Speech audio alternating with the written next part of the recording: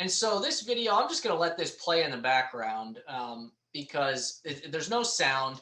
This is really just to kind of give you a scope of what 29 Palms looks like. And 29 Palms is out in California.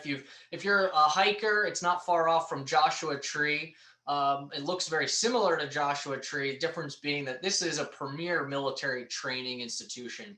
And so the story I kind of wanted to tell was my experience training at 29 Palms. It was a 30-day field op known as Mojave Viper, and it's the 30 days you spend essentially simulating a deployment in preparation for a deployment to Afghanistan or Iraq.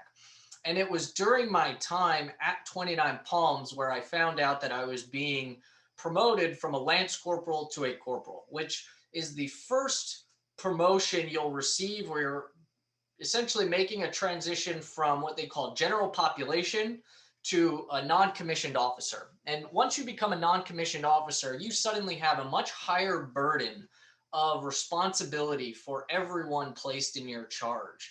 And one of the things that I was quite fascinating about finding out I was getting promoted while out in 29 Palms is I was very isolated and I was very set apart from kind of the hustle and bustle of a typical day on Camp Pendleton, which is further south in California.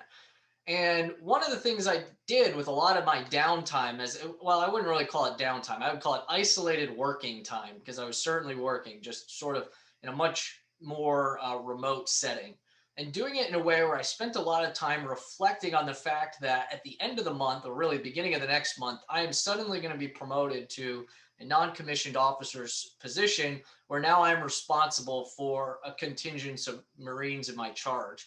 And I started making a list in my head thinking, what are the qualities of the NCOs that I really look up to, that I enjoy following? What are the qualities of the NCOs that have treated me poorly, that I think, they really are poor leaders?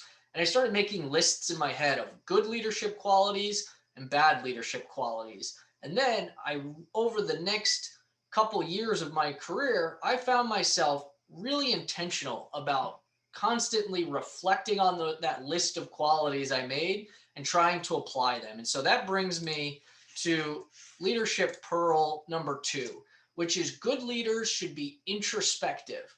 They should make notes about themselves and their ability to lead. And, medical students should be doing this. Look at the residents above you that treat you well, that inspire you, that you want to be like them. Look at the attendings that you want to be like. Look at the attendings that treat you poorly or the residents that treat you poorly and make notes. Why do the good residents, why are they good residents? Why are the bad residents, why are they bad residents? And then be intentional and actually apply those things. Don't let yourself just float along when you're in a leadership position. Apply and be intentional about sort of the things that you map out for yourself in introspection. Hey everyone, Ryan Rad here from neurosurgerytraining.org. If you like that video, subscribe and donate to keep our content available for medical students across the world.